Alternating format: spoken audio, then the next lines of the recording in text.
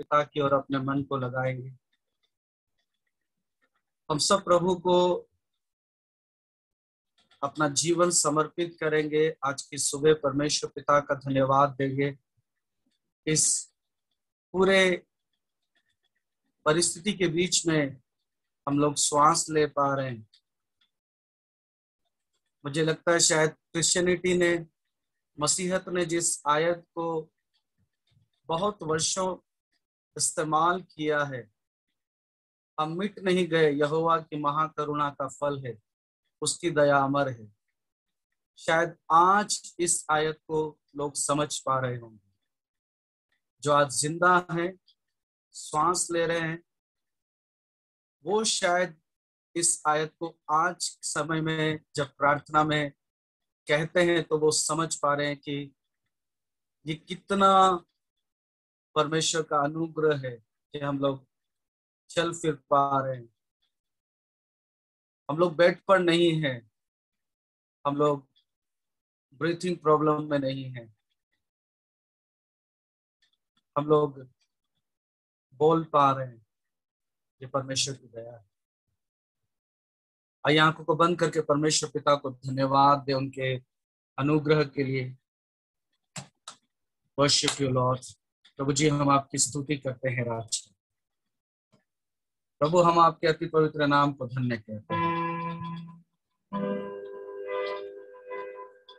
Worship you Lord. प्यार करूंगा मैं और ज्यादा तुझसे, आराधना और गहराई से प्यार करूंगा मैं और ज्यादा तुझसे, आराधना और गहराई से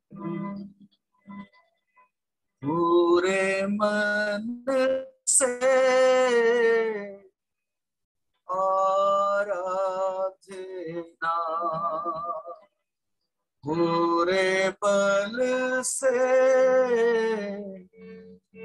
प्रेम ही करूं, पूरे मन से आराधना, पूरे बल से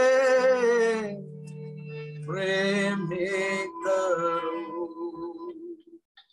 आराधना आराधना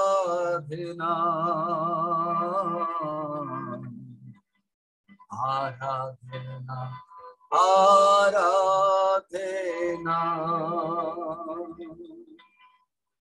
आराधना आराधना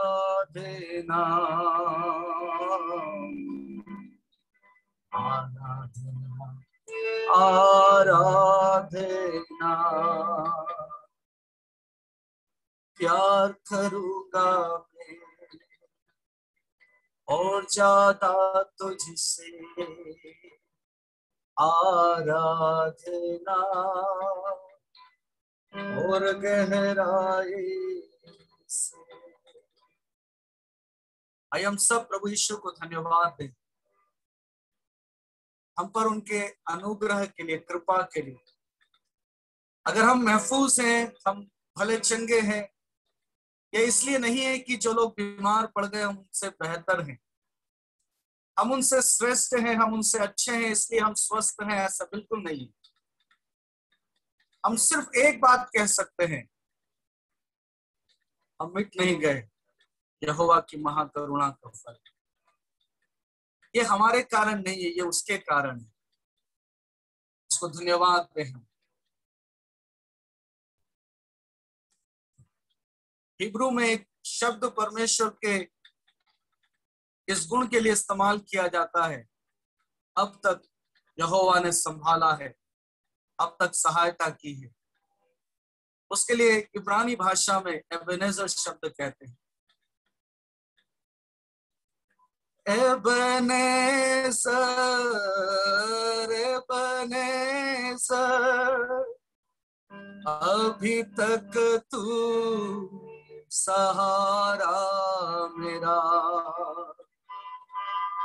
एबेनेज़र एबेनेज़र, अभी तक तू सहारा मेरा।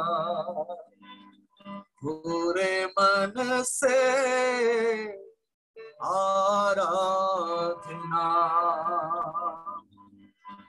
पूरे बल से प्रेमी करूं, पूरे मन से आराधना, पूरे बल से प्रेमी करूं। आराधना आराधना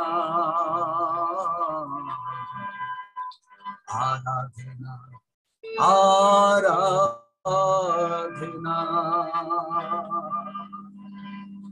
हाँ, प्यार करूंगा मैं और ज्यादा तुझसे, आराधना और गहराई से प्यार करूंगा मैं। क्या हम आंखों को बंद करके यीशु से कह सकते हैं, प्यार करूंगा मैं और ज्यादा तुझसे, आराधना और गहराई से। यस जीसस, ओ राजा, हम आपसे प्यार करते हैं प्रभु, हम आपको धन्य कहते हैं स्वामी, आपके अति पवित्र नाम को महिमा देते हैं प्रभु। हम आपकी हुजूरी में आए हैं प्रभु। प्रभु, हम थोड़ा समय प्रभु स्पिरिचुअल एंटरटेनमेंट के लिए नहीं आए हैं प्रभु, हम आपकी हुजूरी में इसलिए आए हैं प्रभु क्योंकि आप योग्य हैं प्रभु। और कहीं के 1000 दिनों से उत्तम आपके आंगनों का एक दिन होता है राजा। प्रभु, दुष्टों के संग सहभागिता करने से उत्तम है कि हम अपने परमेश्वर के चरणों पर बैठे। प्रभु, जब आप मरियम और मार्था के घर पर गए, यीशु राजा, आपने कहा मरियम के बारे में, इसने उत्तम भाग को चुन लिया है जो इससे छीना नहीं जा सकता। आज इस सुबह के समय परमेश्वर पिता, हम सब लोग जब आपकी हुजूरी में आए हैं, हम इस बात को एक्नॉलेज करते हैं, इस बात को प्रभु हम समझते हैं राजा। प्रभु, आपसे बढ़कर हमारे लिए और कोई बात नहीं, और कुछ नहीं है, और कुछ नहीं, और कुछ नहीं। यस जीसस, आपको महिमा देते हैं। पवित्र आत्मा हमारी रहनुमाई कीजिए,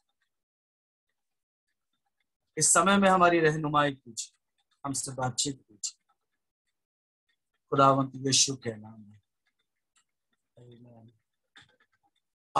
आपके मनों को प्रभु के सन्मुख एकाग्र करने के लिए, सतर्क करने के लिए, सावधान करने के लिए, इस समय के दौरान क्या प्रभु के लोगों को रिएक्शन देना है, उसके लिए मैं एक बाइबल पोर्शन में आपको लेकर जाना चाहता हूं। साम्स 62, भजन 62। सब लोग अपनी बाइबल को खोल ले, भजन 62 को हम निकालेंगे।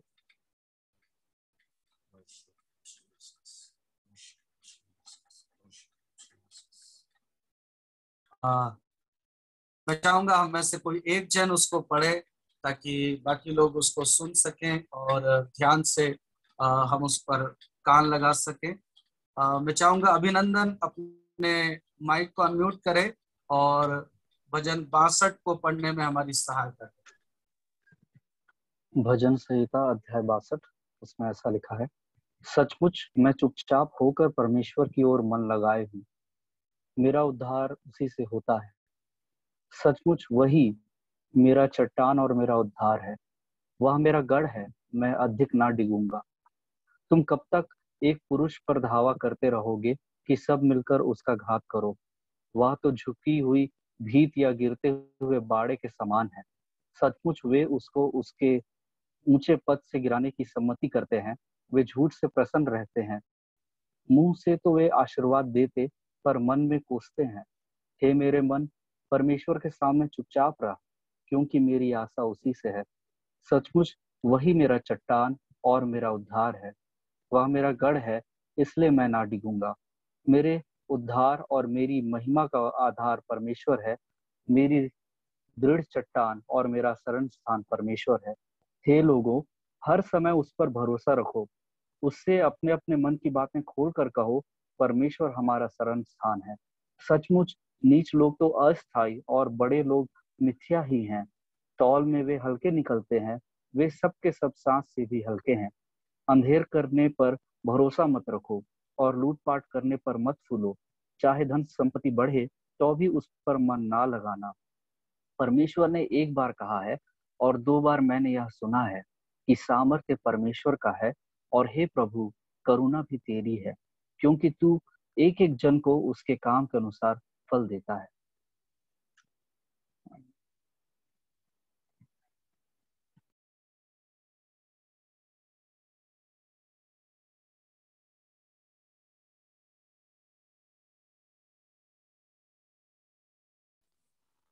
इस टाइम में बहुत सारे लोग इस बात को सर्च करने की कोशिश कर रहे हैं कि ये जो टाइम जिससे हम गुजर रहे हैं, ये बाइबल का कौन सा प्रोफेटिकल पोर्शन है जो पूरा हो रहा है।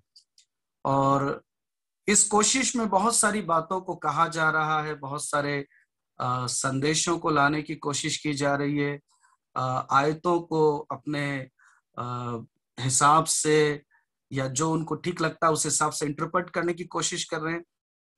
तो कई सारे लोग ये कोशिश कर रहे हैं कि मेरे पास सटीक संदेश है, ये समय जो चल रहा है ये कौन सी वाली भविष्यवाणी पूरी हो रही है उसको बताने के लिए।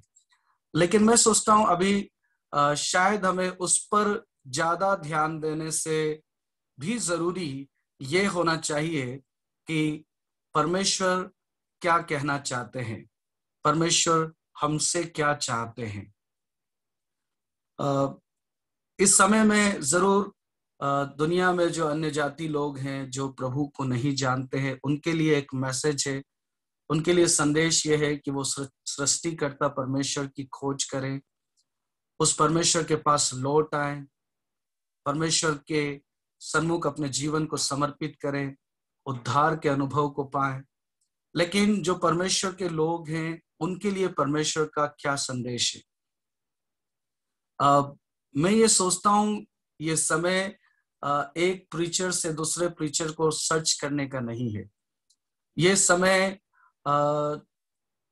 ऐसा नहीं है कि हम ऐसी किसी बातों को सुनने के लिए किसी एक प्रॉफिट को सुनकर, किसी एक बहुत डायनामाइट प्रीचर को सुनकर हम वहां से तसल्ली पाने की कोशिश करें, बल्कि ये समय ऐसा है कि हम अपने आप को अकेला करें और परमेश्वर की हुजूरी में परमेश्वर के चरणों पर जाकर बैठ जाएं और हम स्वयं परमेश्वर से पूछें, परमेश्वर से कहें कि पिता तू मुझे बता तेरे मन में क्या है। परमेश्वर, ये मानो कुछ ऐसा है कि कुछ बहुत गहन बात, बहुत गंभीर बात चल रही है और वहां से जो है हमें ये पता होना चाहिए कि अब आगे क्या होने वाला है।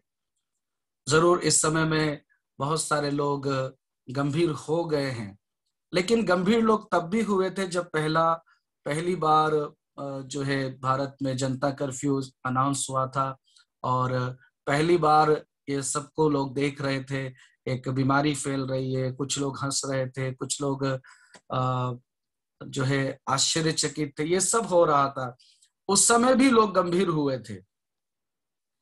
और मुझे याद है जब पहला लॉकडाउन लगा था तब उस समय में बहुत सारे जो ट्रेडिशनल क्रिश्चियन, जिनको बाइबल से कोई मतलब नहीं, उद्धार से कोई मतलब नहीं, यीशु मसीह के क्रूस से कोई मतलब नहीं, पवित्र आत्मा से कोई मतलब नहीं, जिनको स्वर्ग राज्य से मतलब नहीं, उनको भी एक ऐसा तो नहीं हो गया कि अंत नजदीक आ गया है, यीशु मसीह का आने का समय आ गया है, और उन्होंने फिर जो है बहुत सारी ऑनलाइन मीटिंग्स करना शुरू किया, बहुत सारे जो है अलग अलग प्रीचर्स को कांटेक्ट किया और उनसे बोला कि क्या आप हमें वचन में लेकर चलेंगे। मुझे भी ऐसे कई सारे ट्रेडिशनल चर्चेस के साथ उन दिनों में ऑनलाइन मीटिंग करने का मौका मिला, मैसेजेस बोले गए, और उस समय में वो लोग प्रार्थना करते समय कहते थे, प्रभु अब हम आपके साथ चलेंगे, अब हम आपको कभी नहीं छोड़ेंगे प्रभु, प्रभु अब हम जाग गए हैं, प्रभु अब हम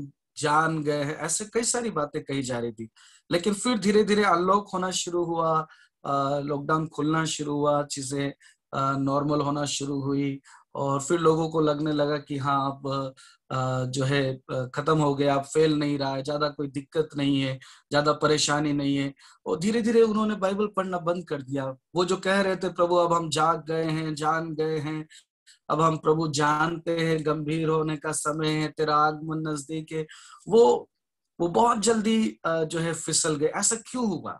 ऐसा क्यों हुआ? क्योंकि वो जो उनके अंदर जो थॉट आया था कि अब हमें सावधान होने की जरूरत है, वो एक्चुअली फॉर टाइम बीइंग था, या ये कहें कि वो रियल नहीं था। वो जो उनके मन में आया था, वो वास्तविकता नहीं थी, उनके दिल की वास्तविकता नहीं थी। वो जो कह रहे थे कि प्रभु अब हम रोज प्रार्थना करेंगे, बाइबल पढ़ेंगे, पवित्र जीवन जिएंगे, आपके साथ चलेंगे, आपको प्रभु कभी नहीं छोड़ेंगे, प्रभु हमें माफ कर देना, अभी तक जो हुआ उसके लिए क्षमा कर देना, वो सब कुछ फेक था। वो सब कुछ फेक था, कुछ भी उसमें हकीकत नहीं थी। इस भजन को जब पढ़ा गया, मुझे नहीं मालूम आपने अभिनंदन के पढ़ते समय खुद उन आयतों को देखा है या उसके पढ़ते समय आपने ध्यान सुना है, लेकिन इसमें यह लिखा है, सचमुच मैं चुपचाप होकर परमेश्वर की ओर मन लगाए हूं। ट्रूली, सचमुच परमेश्वर की ओर मन लगाए हूं। आपको भजन पढ़ते समय ध्यान आया कि इसमें कई बार सचमुच शब्द का इस्तेमाल हुआ है? पहले आयत में हुआ है, हिंदी में तो शुरू ही सचमुच शब्द के साथ हुआ है, दूसरे पद में सचमुच शब्द का इस्तेमाल हुआ है, चौथे पद में सचमुच शब्द का इस्तेमाल हुआ है, छठे पद में सचमुच शब्द लिखा हुआ है, 9 पद में सचमुच शब्द का इस्तेमाल हुआ है। इतनी बार इस भजन में सचमुच शब्द का इस्तेमाल हुआ है। और मैं आपसे ये कहना चाहता हूं, परमेश्वर का दास होने के नाते, अब हमें सचमुच प्रभु के सामने गंभीर होने की जरूरत है। मैं आज आपको ये संदेश देकर आपके साथ बिल्कुल भी बेईमानी नहीं करूंगा, या बिल्कुल परमेश्वर के सामने ये गलती नहीं कर सकता हूं कि मैं आपसे ये कहूं कि आपको बहुत बड़ी आशीष आने वाली, आपको बहुत बड़ी नौकरी मिलने वाली है, आप बहुत धनवान होने वाले हो। लेकिन मैं बड़ी सावधानी के साथ आपको ये कहना चाहता हूं, अब हमें सचमुच परमेश्वर के प्रति गंभीर होने की जरूरत है। परमेश्वर का दास होने के नाते मैं आपसे ये पूछना चाहता हूं, आपको क्या लगता है कि आज भी हम उसी संदेश को बहुत ज्यादा पसंद करते हैं कि आपके जीवन में बहुत बड़ी बरकत आने वाली है, आप बहुत आशीषित होने वाले हो, आप परमेश्वर के लिए बहुमूल्य हो, आप अनमोल हो, आपको परमेश्वर आसमान की बुलंदियों पर पहुंचाएगा, आप सफलता की सबसे बड़े सबसे ऊंचे मुकाम पर होंगे। इसका एक समय है, इसका एक समय रहा है, लेकिन आज भी अगर ये बोला जा रहा है और इसको अगर सुनने की इच्छा रखी जा रही है, इसका मतलब हम कहीं ना कहीं परमेश्वर के प्रति सावधान नहीं है, हम परमेश्वर को समझ ही नहीं पाए। आज परमेश्वर का वचन जो हमसे कहता है वो ये है, अब हमें सचमुच परमेश्वर के साथ अपने रिश्ते को ठीक करने की जरूरत है। अब हमें सचमुच प्रार्थना करने की जरूरत है। अब हमें सचमुच वचन पर मन लगाने की जरूरत है। अब हमें सचमुच आज्ञाकारिता में रहने की जरूरत है।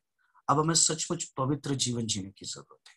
अब हमें सचमुच में समर्पण करने की जरूरत है। अब हमें सचमुच में परमेश्वर की आवाज सुनने की जरूरत है। अब हमें सचमुच में उपवास रखने की जरूरत है। अब हमें सचमुच में अपने शरीर की इच्छाओं को दरकिनार करके परमेश्वर की हुजूरी में बैठने की जरूरत है। अब हमें सचमुच में परमेश्वर को निहारने की जरूरत है। अब हमें सचमुच में परमेश्वर की जरूरत है। हालेलुया। मैं आप लोगों के साथ बहुत बार मीटिंग्स कर चुका हूँ, बहुत समय आप लोगों के साथ बिता चुका हूँ। I truly love you. मैं आपको बहुत प्यार करता हूँ। लेकिन अगर हम इतने सारे समय साथ बिताने के बाद अगर हम अनंत काल में एक साथ नहीं रहेंगे तो ये बहुत भयानक हो जाएगा। ये बहुत भयानक हो जाएगा। मैं ये नहीं कह रहा हूँ कि यीशु मसीह आज दोपहर में आने या कल आने वाले हैं। मैं ये कह रहा हूँ कि अब हमें सचमुच में प्रभु के साथ सावधान होने की, अब हमें सचमुच में समर्पित होने की जरूरत है। अगर अभी भी हम इस विषय में इन बातों के लिए सतर्क नहीं रहेंगे तो कब हम गंभीर होंगे? कौन सी बात है जो हमें गंभीर कर सकती है? अगर अभी भी हम परमेश्वर के प्रति गंभीर नहीं होते, अगर अभी भी हम प्रार्थना के प्रति गंभीर नहीं होते, अगर अभी भी हम पवित्रता के प्रति गंभीर नहीं होते, अगर अभी भी हम समर्पण के प्रति गंभीर नहीं होते, तो मुझे नहीं लगता है कि कोई और बात की जरूरत पड़ेगी आपको गंभीर करने के लिए। शायद उसके बाद आप कभी गंभीरता की ओर जा ही नहीं पाएंगे। मुझे मालूम है मैं यूथ से बात कर रहा हूं, लेकिन क्या आप जिंदगी की कीमत नहीं समझते हैं? क्या आप महत्वपूर्ण बातों की समझ नहीं रखते हैं? क्या आपको नहीं पता है कि अच्छा क्या होता है? क्या आपको नहीं पता है कि सही क्या होता है? क्या आपको नहीं पता है कि जरूरी क्या होता है? आपको सब पता है। इसलिए एक धोखे में ना तो आप रहें ना मैं रहूं। अब परमेश्वर के सन्मुख हमें सचमुच में अपना जीवन देने की जरूरत है। अब सचमुच प्रभु के साथ चलने की जरूरत है। मैं आ, वो प्रचारक नहीं हूं जो आपसे ऑफरिंग पाने की, आपसे दशवांश पाने की आशा में आपको कुछ ऐसे मैसेज दूं जिससे आप खुश हो जाए। प्लीज आप में से कोई ऐसी कोशिश मत कीजिएगा। ना तो मुझसे मेरा अकाउंट नंबर मांगिएगा, ना मुझसे ऐसी किसी जानकारी को साझा करने के लिए कहिए। मुझे मेरा परमेश्वर तृप्त करता है और मैं बहुत खुश हूं जो वो मेरे लिए करता है। इसलिए मैं बहुत गंभीरता से आपसे ये कहना चाहता हूं, सचमुच अब परमेश्वर के साथ चलने की जरूरत है। सचमुच अब प्रभु के लिए समर्पित होने की जरूरत है। एक सवाल मैं आपसे पूछना चाहता हूं, आप कौन से वाले विश्वासियों में या कौन से वाले फॉलोवर्स में, कौन से वाले यीशु के मानने वालों में आते हैं? दो तरह के लोग हैं। एक वो जो हमेशा इस बात पर कान लगाते, इस बात को सुनना पसंद करते कि प्रभु मेरे लिए और क्या क्या करने वाला है, मेरे लिए क्या क्या रखा है प्रभु ने, और क्या मुझे अब मिलने वाला है। दूसरे प्रकार के लोग वो जो ये कहते हैं, प्रभु तेरी क्या इच्छा है, प्रभु प्रभु तू मुझसे क्या चाहता है, प्रभु मैं क्या करूं, परमेश्वर तू मुझसे किस तरह की जिंदगी चाहता है। आज आप कौन से वाले अनुयायियों में गिने जाते हैं? आप खुद अपनी स्थिति को जान सकते हैं, जांच सकते हैं। मैं समय की पाबंदी को ध्यान में रखने की कोशिश करता हूं, इसलिए मैं यहाँ पर अपने मैसेज को बंद करना चाहता हूं। लेकिन आखिर में सिर्फ एक बार इस बात को दोहराना चाहता हूं, अब सचमुच जैसे भजनकार ने कहा है, सचमुच मैं चुपचाप होकर परमेश्वर की ओर मन लगाया। अब हमें सचमुच परमेश्वर की ओर मन लगाने की जरूरत है। सचमुच पवित्र होने की जरूरत है। सचमुच हमें उन बातों से अपना मन हटा लेने की जरूरत है जो बातें परमेश्वर को पसंद नहीं। अब हमें सचमुच सावधान होने की जरूरत है। अभी भी अगर आपका यह सवाल है कि क्या ये ठीक है, क्या क्या इस तरह के संबंध ठीक है, क्या क्या, मुझे लगता है शायद अब इस तरह के सवालों की जगह नहीं है। अब एक बात की जगह है, do you truly love Jesus और नॉट? आप सच में यीशु को प्यार करते हैं या नहीं? हम अपनी आंखों को बंद करें। इस धरती के ऊपर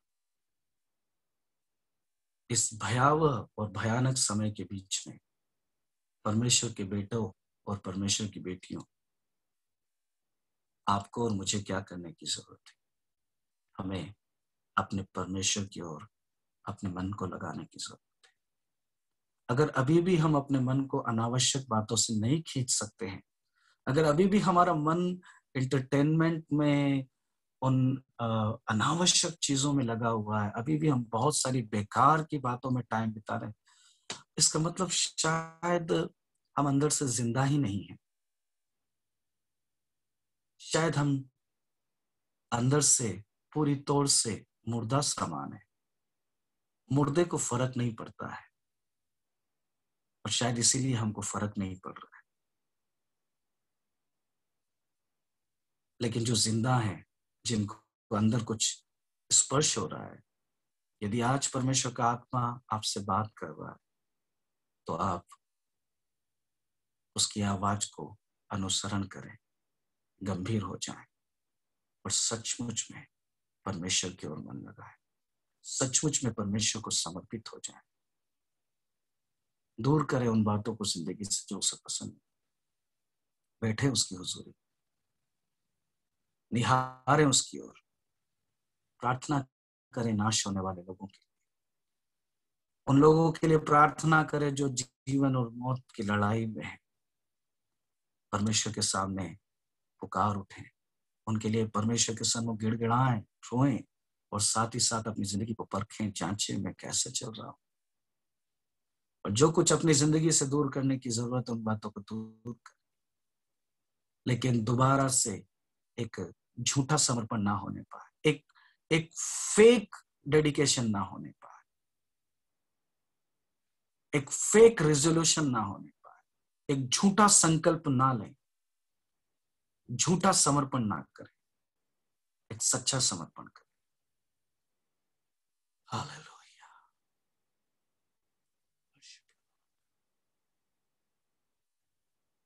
प्यारे पिता, हम यीशु मसीह के नाम में आपकी हुजूरी में आते हैं। आज के दिन परमेश्वर पिता हम सबको मदद कीजिएगा, इस दिन को हम बड़े गंभीरता के साथ और बड़े समर्पण के साथ बिताने पाए। प्रभु, डर के नहीं, भयावह होकर नहीं, आतंकित होकर नहीं, लेकिन प्रभु समर्पित होकर, आपके चरणों में बैठकर, आपसे लिपट कर, प्रभु विश्वास के साथ, पवित्रता के साथ, आपकी ओर निहारते हुए प्रभु इस दिन को हम बिताने पाए। मेरी प्रार्थना आज दिन में हम सब लोग प्रभु पर्सनली आपके सम्मुख में समय बिताने पाए। प्रभु मदद करना, जो कोई उपवास रख इन दिनों में प्रभु रात को जागकर आपके चरणों पर बैठने का अनुग्रह देना। प्रभु अनुग्रह देना कि हम अपने मोबाइल के साथ सोशल मीडिया पे प्रभु जी अपने टाइम को खराब ना करें। अनुग्रह देना परमेश्वर पिता कि हम ऐसी चीजों से ऊपर उठकर आपकी हुजूरी में बैठने पाए। सब बातों के लिए धन्यवाद देते हैं, आपके प्यार के लिए धन्यवाद देते हैं, आपकी हुजूरी में जीवन समर्पित करते हैं। बहुत धन्यवाद देता हूं प्रभु इन सारे भाई बहनों के लिए। प्रभु इनके साथ एक विशेष रिश्ता आपने मुझे दिया, मैं आपको धन्यवाद देता हूँ। मेरी ये प्रार्थना है प्रभु, ये सब आपकी महिमा में समर्पित हो जाए और दृढ़ हो जाए, आपको भाए, आपको पसंद आए। प्रभु धन्यवाद के साथ इस प्रार्थना को हम मसीह यीशु के नाम में मांगते हैं, आमीन, आमीन। परमेश्वर पिता आप सबको आशीष दे, आगे परमेश्वर की रहनुमाई आपको मिले। बहुत धन्यवाद। प्रभु आपको आशीष दे।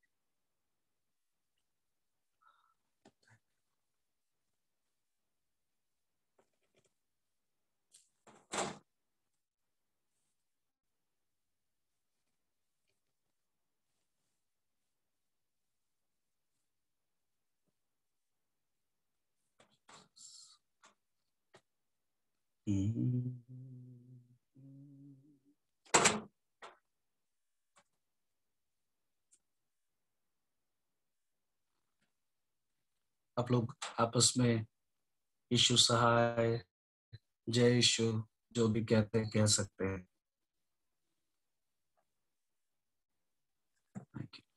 शायद रिकॉर्डिंग ऑन होने के कारण आप लोग रुक रहे हैं क्या? तो रिकॉर्डिंग बंद कर सकते हैं।